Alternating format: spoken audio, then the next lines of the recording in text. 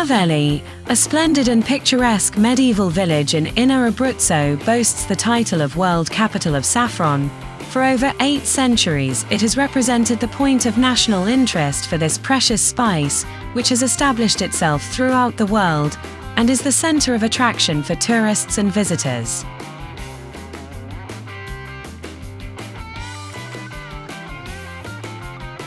The arrival in Navelli of the saffron bulb, originating from Iran, dates back to the work of the Spaniard Javier Hortensio Val, court agronomist of the King of Aragon Giacomo II, known as the Just, from whom he had the task of exploring the territories of the Kingdom of Naples of his son-in-law, Roberto d'Angio, known as the Wise Man, and husband of his daughter, Sancha of Aragon, with the aim of finding geographical areas similar in terms of climate and conformation of the land to those of La Mancha in Spain, where saffron had been cultivated since the times of Arab domination.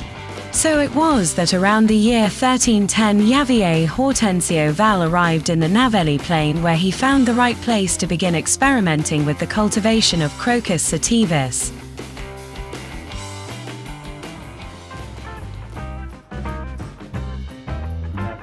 My family arrived in Navelli towards the end of the 1700s. I was born a farmer, and I hope to die as a farmer, but I was lucky enough to move from the rural world to the oil world at the age of 18. I joined Eni in 1962, a few months before the tragic death of the founder Enrico Mattei. My experience in Africa has enriched me with many precious skills because, despite being a continent currently defined as Third World, in reality, if one approaches it with a human and social spirit, one realizes that one lives in a pleasant and compelling context.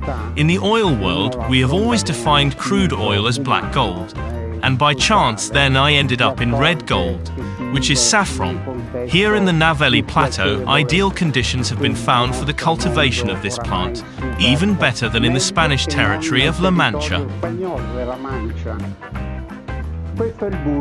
Here we have achieved unquestionably superior results in terms of quality, so much so that today, the saffron from the Navelli Plateau is considered the best in the world for aroma and taste. This bulb, with the botanical name Crocus sativus, is an annual plant that flowers in autumn between the end of October and the beginning of November, after which the plant stops producing flowers and goes to rest. But the vegetative cycle does not stop, in the sense that from the end of October, after flowering, the bulb stops its activity, remains in the ground, emits new roots, and generates a new bulb. In the month of July-August, the bulb that is extracted from the ground is not the original one, but is the one generated in this second phase. During reproduction, it often happens that 2 new bulbs are generated instead of 1, so it is said that the capital in bulbs doubles every year. We enter the fortified part of the medieval settlement of Navelli. During the second half of the 12th century, the 9 villages scattered across the plain came together in a single agglomeration called a castle on the east side of San Nicola Hill for strategic and defensive reasons. This event, known as the encampment phenomenon, was necessary to protect the inhabitants from the frequent raids of raiders and armies in the period following the Roman peace established throughout the territory since 27 BC.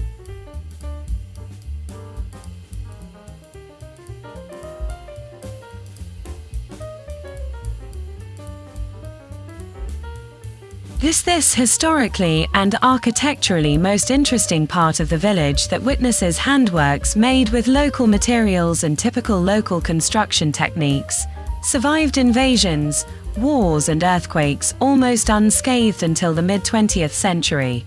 But since 1950, with the Great Migration, the houses have been emptied, and the bad weather, the poor maintenance carried out by the few remaining inhabitants, and the deplorable negligence of the various administrations that have followed one another, have meant that this priceless historical heritage of typical architectural building techniques and native materials of the inner areas of Abruzzo would regretfully fall into ruin.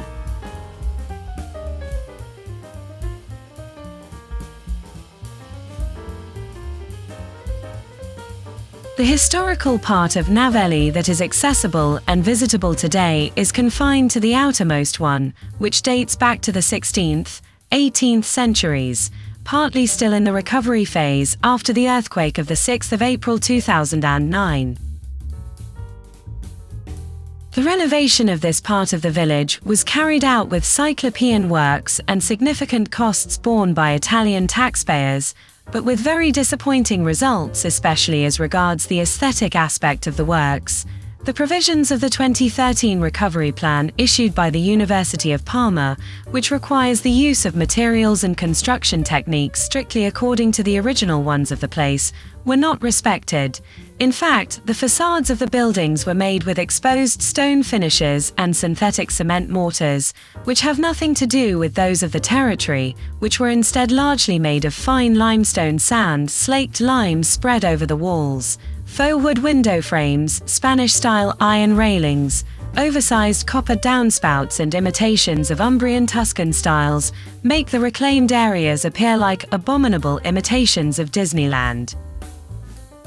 In doing so, the typicality, authenticity and conservation of the historical elements of the place, i.e. its genuine identifying character, were distorted, without any protection on the authorities whose duties should prevent these misdeeds.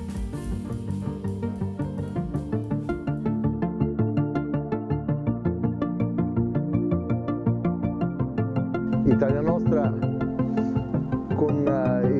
Italia Nostra, taking into account the lockdown imposed by the institutions, and considering the promotional campaign of remote smart working, with the consequence of the reuse of the villages and the return of some inhabitants, believed that this was one of the main tasks to be faced. This, because around the villages there is the Italian landscape. Saving the villages means saving the landscape. It means saving the Italian identity of the 1,000 villages of the 1,000 countries. Working on this task means planning what to do, how to facilitate this whole process, which could be that of the return of the inhabitants who have emigrated. It could be that of the people who remain the reason to stay. It could also be the arrival of the new coming urban population in the villages to rediscover a way of life, which for many of them is probably much more profitable than that in the city. Has Italy taken advantage of this? I do not think so. As usual, there has been a lot of talk about it, but little action and investments. We in Italy only invest when there has been an earthquake that requires rebuilding, and this is already something to appreciate. But it is certainly not the end of the operation. Here, however, we are faced with a real example.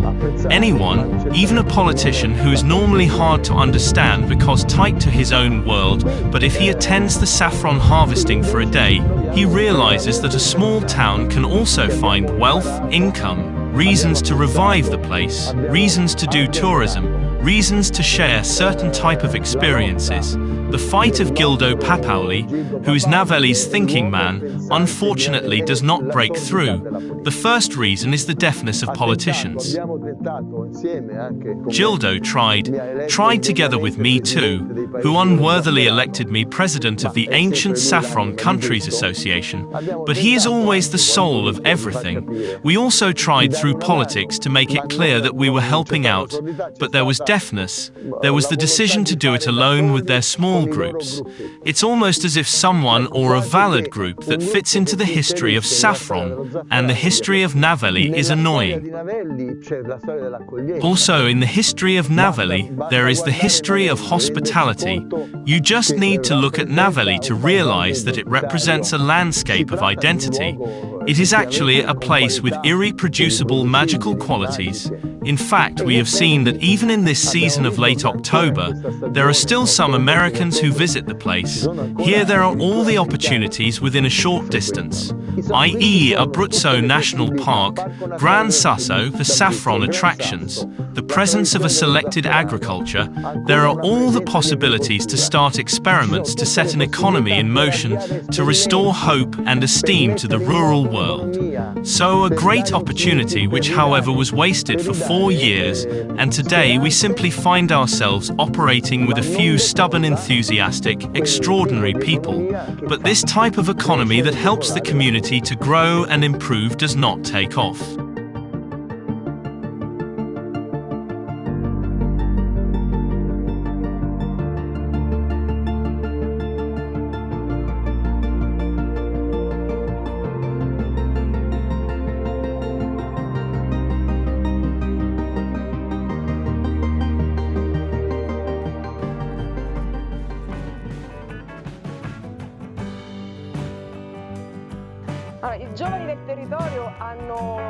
The young people of the area have an ambivalent attitude towards saffron, which on the one hand is still a strongly symbolic element of our belonging and our identity, and therefore everyone knows it, appreciates it, and is also proud of it.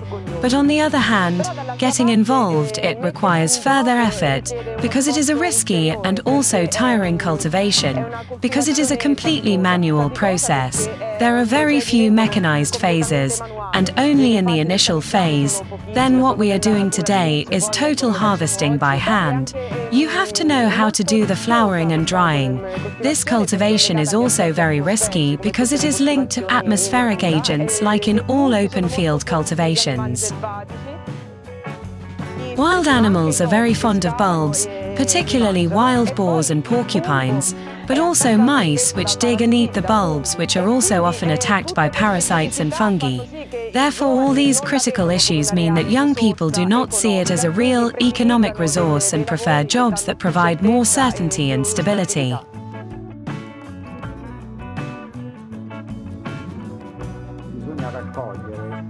You have to collect 200,000 flowers to make 1 kilogram of saffron. 200,000 flowers is the work of 4 people for about 10 days. For the harvest, which is a somewhat particular operation since it has to be done in the morning at dawn to prevent the flower from half opening and thus making it difficult to hold, one is subjected to unusual fatigue due to the continuous bending movements of the body. Within the typical crops of central Italy and the Apennines, we essentially find cereals, fodder, olive trees, and vines. Saffron in this context stands out for its peculiarity, definitely a type of cultivation very restricted to a very specific area, and its beauty is absolutely visible to everyone. The beauty of a saffron field in the morning also certainly makes you want to recultivate it, to bring it back into fashion. We must also talk about the economic side, which is not negligible. In this case, which is certainly a very demanding agricultural practice, it is entirely manual and is all done at a family level. It is not a type of cultivation whose timing can be predicted, such as, for example, the harvest of cereals or anything else. So in short, it has its own peculiarities which, however, give a lot of satisfaction from an economic point of view, and has a value now close to that of gold. Saffron has a very interesting history because it has been used over the centuries for various purposes, from dyeing to pharmacopoeia, to colors for painting and gastronomy. Therefore, it is a type of crop for a wide range of uses. We find ourselves here in Navelli cultivating among lentils, chickpeas, and other products of the earth, and suddenly this little flower appears as a little gem.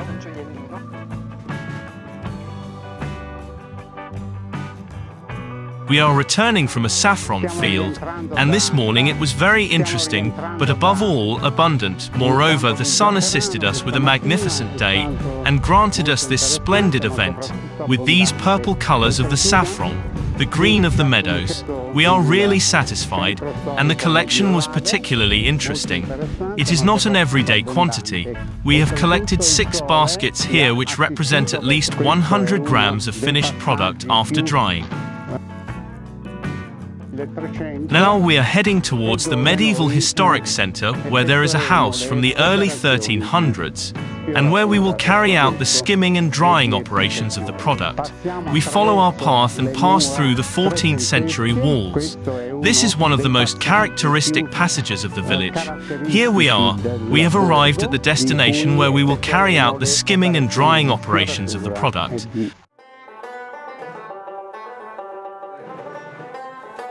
When opened, the 3 red pistils that each flower contains separate from the petals.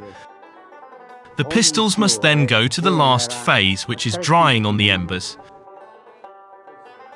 During the drying phase, 80% of the entire volume is lost, and only 20% of the final anhydrous product remains, which is then the one put on the market.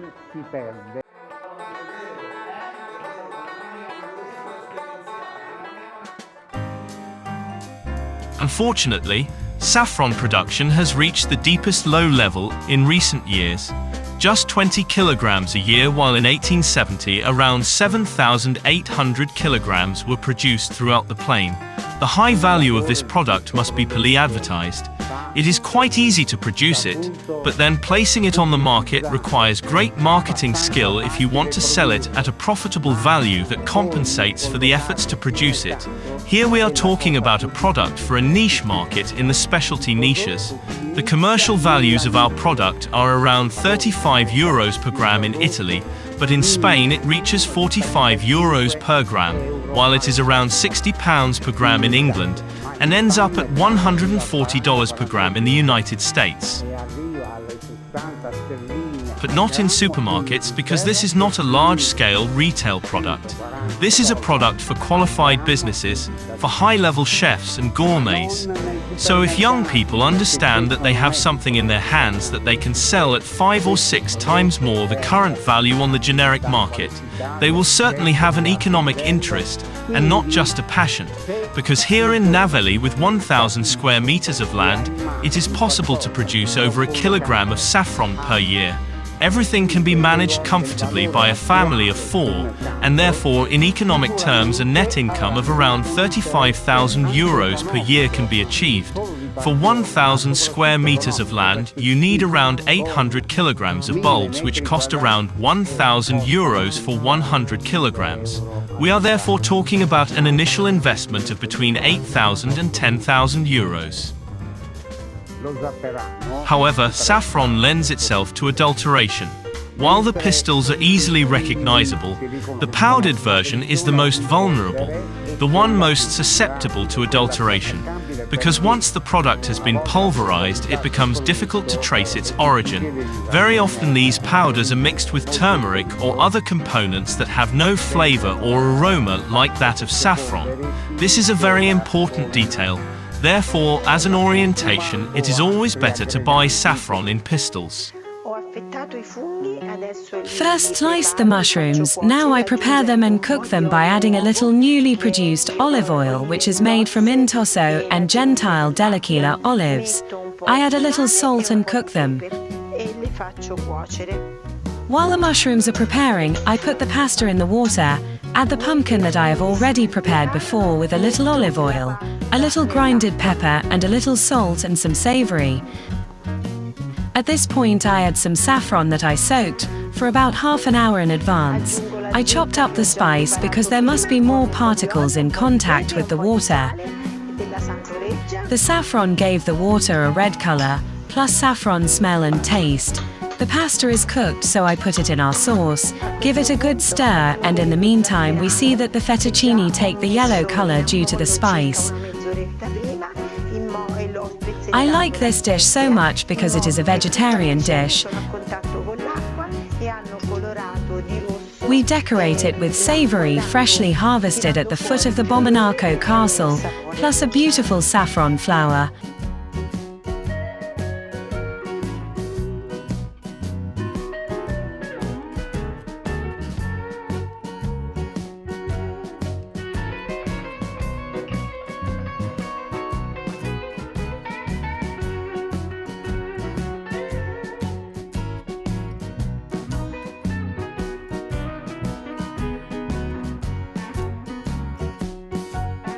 I am Letizia Cucciella, chef and owner of the restaurant called La Origine, which is located in Bomonaco in the province of L'Aquila. Here is a vegetarian dish with the colors and products of the autumn: pumpkin, saffron and mushrooms.